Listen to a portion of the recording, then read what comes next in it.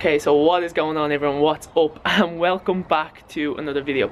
So in today's video I just wanted to touch on the topic of the squat, and I really want to just touch on depth in your squat and how could you improve depth in your squat if you're suffering with a very bad squat at the minute. I'm not saying I have the best squat in the world, I certainly do not have the best squat in the world, so there's many ways of fixing a squat, but first of all we've got to find out what the problem is, go through exactly why I'm doing it, what I'm doing it, the exercise, what it's for, and just how for yourself, how you can go about distinguishing what the problem is in your squat. If you're having trouble hitting below parallel, it could be because you have tight hip flexors, tight glutes, your hamstrings, you could have a limited dorsiflexion, etc. So what I will do is I will just play that footage for you now, and I will just talk you through it step by step, and hopefully then you can use this in your own workout to help improve your squat. Hope you enjoy the video.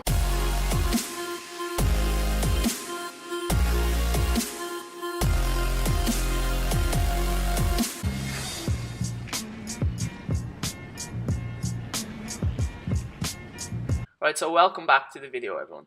And in my experience when I was squatting, I always found that my hamstrings were the problem, and it was never really how I distinguished that problem was. I don't know if you've done this in your gym or if you see anyone doing it in the gym while you're there, but if you're able to, raise your heels 2 centimeters and your squat gets a lot better, then the problem is in your ankles, as in you have limited dorsiflexion.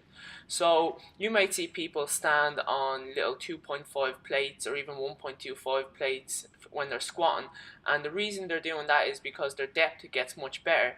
And if you have done this and this is the issue, if you stand on plates and all of a sudden your squat gets a hell of a lot better, then you have limited dorsiflexion, and that the problem is in you have tight ankles, and you need to then go through a little ankle mobility drill to improve on that.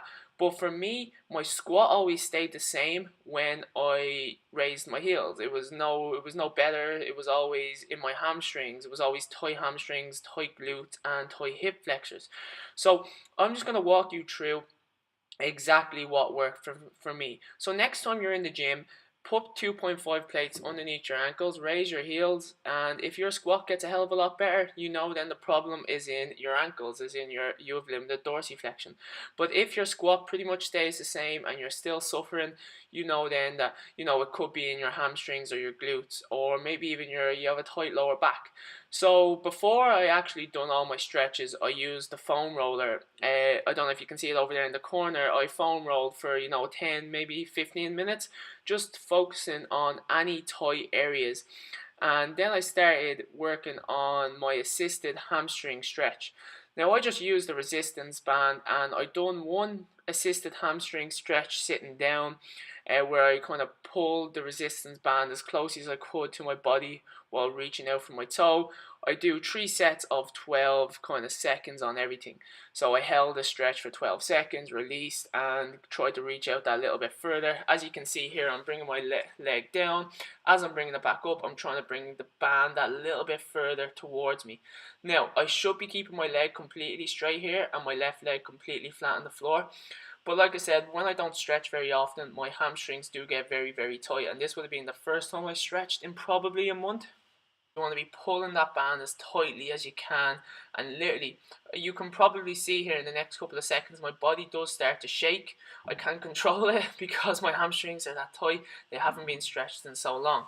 So first was my seated assistance hamstring stretch. The second exercise then I went into was my leg lowering hamstring stretch, where I keep my shoulders, my head, my legs flat on the floor. Well, I should be, but like I said, they're tight.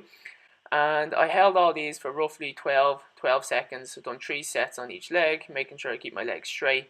Like I said, you need to distinguish where the problem is first. If the problem is in your hamstrings and your glutes, I would recommend following my stretching routine, doing it every day before you work out.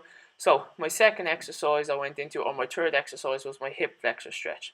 Now, before you start, you want to make sure that your glutes are tucked in nice and tight and your shoulders are over your hips. You don't want to be pushing forward. You don't want your chest leaning forward.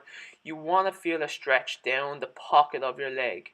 So this, if you can only hinge a small bit and you feel it really, really tight, then you have extremely tight hip flexors. A little tip for when you're stretching. If it's painful, it's tight. So if you're stretching something and you're like, oh, that's grand, like I don't really feel it, it's probably you have good mobility in that area.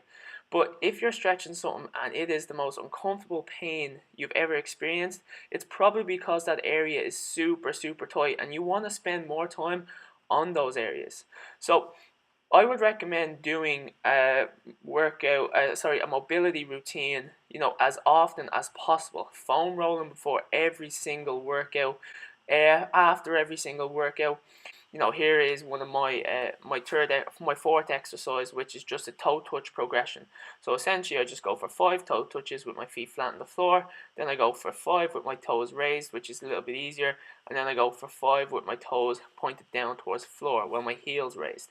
So essentially, I start off normal. I decrease the range of motion, and then I increase it again. So each time I've sped up this video a little bit, so each time I'm holding for about a split second, probably no longer, and I'm just focusing on pushing my hips back. Now, if you can't get used to keeping a straight back and pushing your hips backwards, um, what I would recommend doing is using an assisted resistance band. So sometimes it's good to either have a partner, or if you have good equipment, you can actually wrap a resistance band around your hips and around the bar, or you can have someone pull your hips back as you lean towards the floor. So here is my next exercise, which is another progression for a squat, but it's more for the deadlift. So this is to make sure that you're keeping a nice straight torso, a nice straight upper back. So any stick will do, whether it's a bar, whether it's a top off a brush, whatever it is, you want to be making sure that you've got your 3 points of contact. So you want to have your head, you want to have your shoulders, and you want to have your hips. So here what I'm doing is I'm trying to force my hips backwards, using my hamstrings, keeping my feet flat on the floor, but while trying to maintain a straight back. If you do this exercise and you notice that the pole or the bar starts to raise up off your lower back very soon, then then you're trying to move your body and not your hips. And here is just another good indicator to see if you're doing well or to see if you're progressing. So stand close to the wall.